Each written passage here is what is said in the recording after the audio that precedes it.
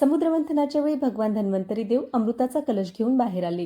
ही घटना अश्विन कृष्ण त्रयोदशीला झाली. म्हणून आरोग्य, धनधान्य यांच्या समृद्धीसाठी भगवान विष्णूंचे अवतार असणाऱ्या धन्वंतरी यांचे पूजन धनतेरसला म्हणजेच धनत्रयोदशीला म्हणजेच दिवाळीच्या दुसऱ्या दिवशी करण्याची प्रथा आहे. नमस्कार मंडळी, श्री स्वामी समर्थ. स्वागत आहे तुम्हा सर्वांचे यामीज लाईफस्टाईलमध्ये. तुम्हा सर्वांना येणारी दिवाळी आनंदाची, भरभराटीची जाओ. तुमच्या सर्व इच्छा पूर्ण होत ही ईश्वरचरणी प्रार्थना आणि दिवाळीच्या खूप साऱ्या शुभेच्छा. आज आपण धनत्रयोदशीची पूजा कशी करावी, कोणकोणते साहित्य वापरावे, धनतेरसच्या दिवशी काय खरेदी करावी, यमदीपदान कसे करावे, उत्तर पूजा कशी करावी याबद्दल सविस्तर माहिती पाहणार आहोत. तरी व्हिडिओ शेवटपर्यंत नक्की बघा आणि व्हिडिओ आवडल्यास लाईक, शेअर, सबस्क्राईब करायला विसरू नका. आपल्यापैकी बऱ्याच जणांना असे वाटते की धनत्रयोदशी फक्त व्यापारी किंवा डॉक्टर लोकच साजरी करतात, पण तसे नाही. आपल्या कुटुंबातील सर्व सदस्य स्वस्थ आणि निरोगी राहावेत यासाठी प्रत्येकाने धनतेरसची पूजा जरूर करावी. तसेच धनतेरसच्या पूजेमुळे धनधान्याची भरभराट होते, अपमृत्यूचे भय टळते.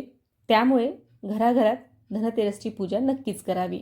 दिवाळीचा दुसरा दिवस म्हणजे धनत्रयोदशी. अश्विन कृष्ण त्रयोदशीलाच धनतेरस असे म्हणतात. याच दिवशी आरोग्याची देवता धन्वंतरी जयंती देखील असते. समुद्रमंथनातून जी 14 रत्ने बाहेर पडली त्यापैकी एक रत्न म्हणजे धन्वंतरी होय. धन्वंतरी यांना देवांचे वैद्य देखील म्हटले जाते. दवाखान्यांमध्ये धन्वंतरी यांचा फोटो किंवा मूर्ती लावलेली तुम्ही पाहिली असेलच. तसेच धनतेरसच्या दिवशी यमदीपदान करण्याची सुद्धा प्रथा आहे.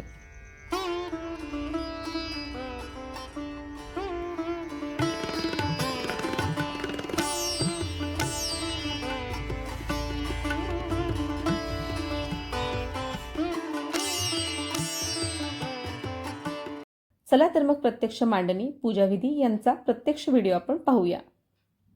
तर पूजेला बसण्यापूर्वी पूजेची जागा स्वच्छ करून घ्यावी. सर्व साहित्य आधीच जवळ घेऊन बसावे म्हणजे ऐनवेळी धावपळ होणार नाही. साहित्याची यादी डिस्क्रिप्शनमध्ये दिलेली आहे. तसेच धनत्रयोदशीची तिथी, मुहूर्त यांविषयी सुद्धा माहिती डिस्क्रिप्शनमध्ये मेन्शन केलेली आहे. तरी तुम्ही ती तिथून चेक करू शकता. तर पूजेच्या जागेवर आधी पाट मांडून घ्यावा. पाट मांडण्यापूर्वी त्या जागेवर हळदी, अक्षता, कुंकू टाकून पूजा करून घ्यावी. मग पाट मांडावा. पाटावर लाल कापड अंथरून घ्यावे आणि दीप प्रज्वलित करून घ्यावा. दिव्याची हळदी, कुंकू, अक्षता आणि फूल वाहून पूजा करून घ्यावी.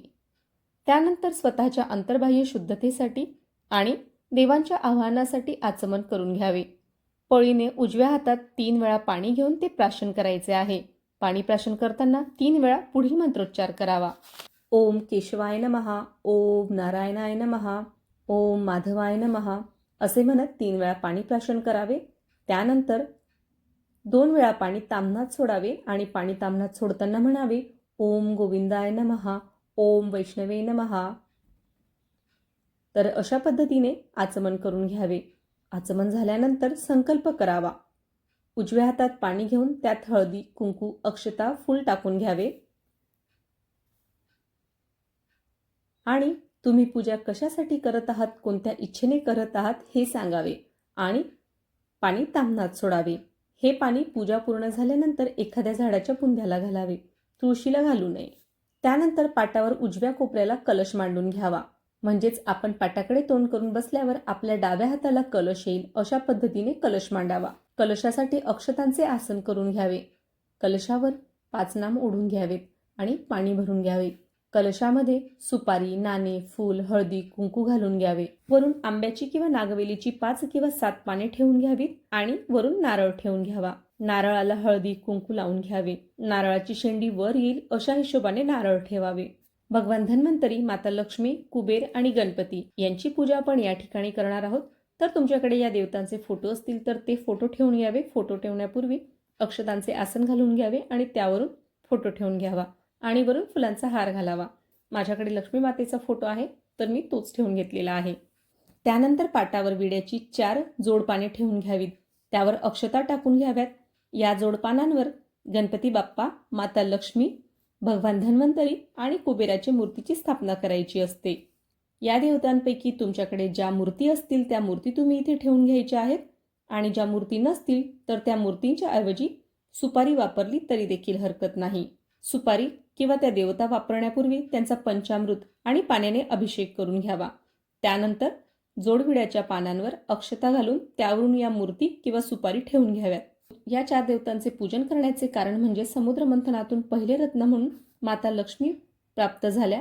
तसेच धन्वंतरी हे 5वे रत्न म्हणून प्रकट झाले. समुद्र मंथनातून प्रकट झाल्यामुळे माता लक्ष्मी आणि धन्वंतरी यांना भाऊ बहीण मानले जाते. त्यामुळे धनतेरसला धन्वंतरी सोबत माता लक्ष्मीचे पूजन करतात. तसेच गणपती बाप्पा प्रथम पूजनीय असतात. कोणतीही पूजा करताना आधी गणपती बाप्पांचे पूजन करून सुरुवात केली जाते. आणि कुबेर हे संपत्तीचे देवता आहेत. त्यामुळे अशा पद्धतीने या 4ही देवतांची जोडविड्याच्या पानांवर स्थापना करून घ्यायची आहे. देवतांची स्थापना केल्यानंतर गंध, अक्षता, फूल वाहून पूजा करून घ्यावी. त्यानंतर शंख व घंटेची स्थापना करून घ्यावी. शंख व घंटा ठेवण्याआधी अक्षतांचे आसन करून घ्यावे. घंटेला हळदी, कुंकू, फूल वाहून पूजा करून घ्यावी.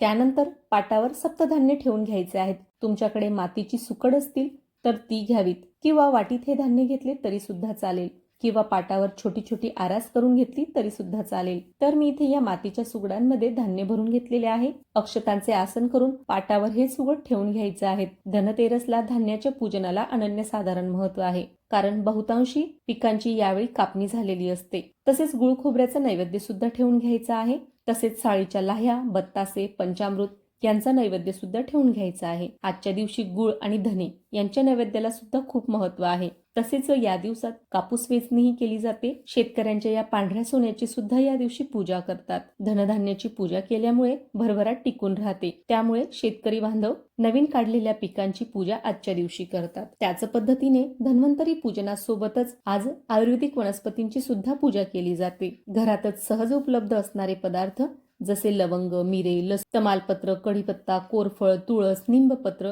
हे सुद्धा एका तामणात ठेवून घ्यायचे आहेत.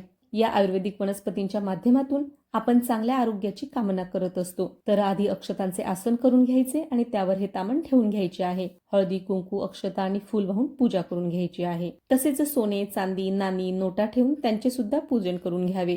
आजच्या दिवशी सोने, चांदी, नाणी, नोटा यांची पूजा केल्याने घरात धनधान्य, संपत्ती यांची वृद्धी होते.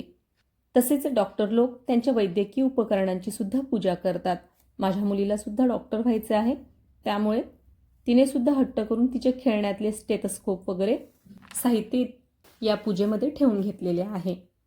तसेच आजची तिथी ही धनधान्य खरेदी, घर, गाडी किंवा सोने यांच्या खरेदीसाठी शुभ मानली जाते. धनतेरस म्हणजे त्रयोदशी ही तिथी असते. तर आजच्या दिवशी 13 दिवे लावून पूजन केले जाते. हे 13 दिवे मातीचे किंवा कणकेचे कोणतेही लावले तरी चालतात. तुम्हाला शक्य झाल्यास 13 कणकेचे दिवे तयार करा किंवा पणत्या लावल्या तरीही हरकत नाही. या 13 दिव्यांनी संपूर्ण पूजा मांडणीला ओवाळून घ्यावे आणि हे दिवे पूजेपुढे मांडून घ्यावे.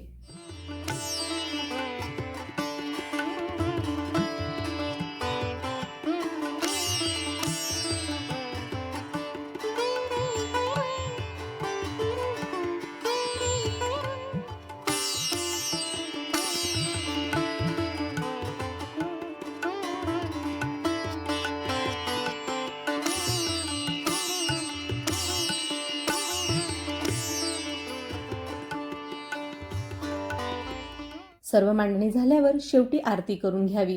धन्वंतरी हे भगवान विष्णूंचे अवतार आहेत, म्हणून विष्णूंची आरती करून घ्यावी. आरती झाल्यानंतर पुढील जप करावा. ओम नमो भगवते वासुदेवाय, धन्वंतरे अमृत कलशहस्ताय, सर्वमय विनाशाय, त्रैलोक्यनाथाय, श्री महावैष्णवे स्वाहा. या धन्वंतरी मंत्राचा जप करायचा आहे. हा जप तुम्ही 11 वेळा, 21 वेळा किंवा 108 वेळा करू शकता. त्यानंतर देवाला नैवेद्य दाखवावा. गोडाचा स्वयंपाक करून ताट करून घ्यावे.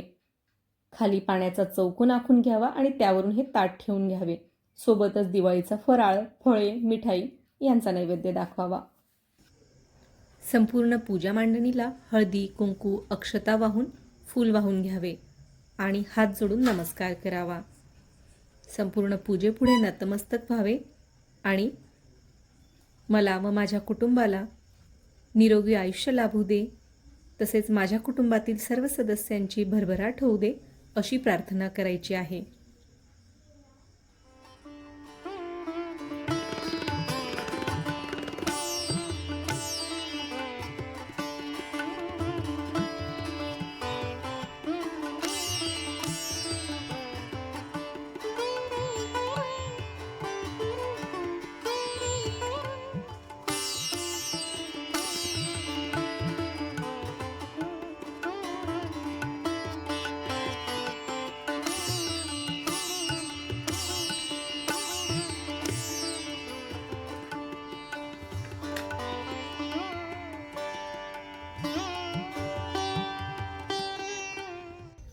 तसेच आजच्या दिवशी यमदीपदानाला खूप महत्त्व आहे.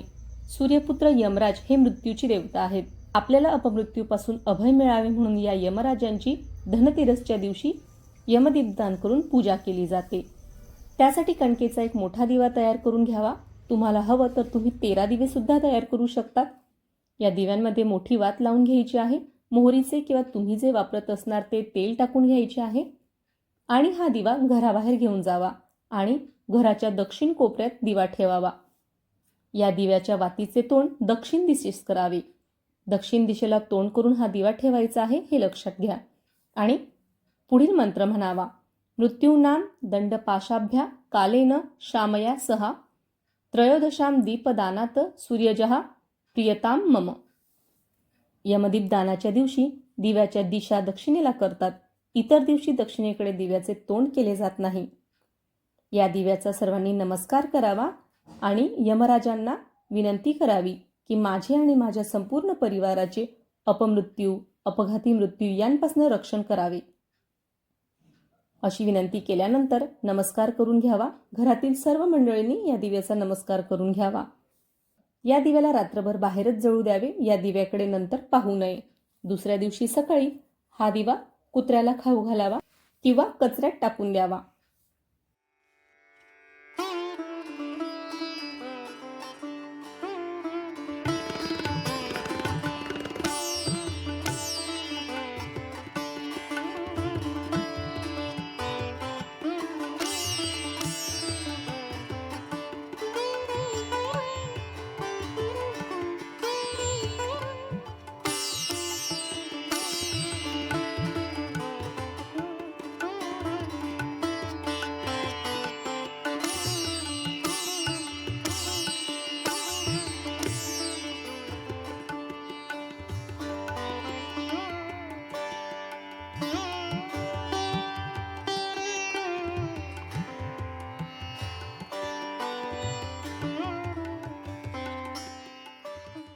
यमदीपदान झाल्यानंतर धने आणि गुळाचा प्रसाद सर्वांना वाटावा.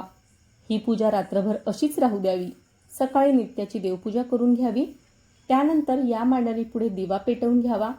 हळदी, कुंकू, फूल, अक्षता वाहून नमस्कार करून घ्यावा आणि पूजेचे सर्व साहित्य एक एक करून उचलून घ्यावे. धान्य परत त्या धान्यांमध्ये टाकून द्यावे. प्रसाद वाटून द्यावा. नैवेद्याचे ताट गाईला खाऊ घालावे.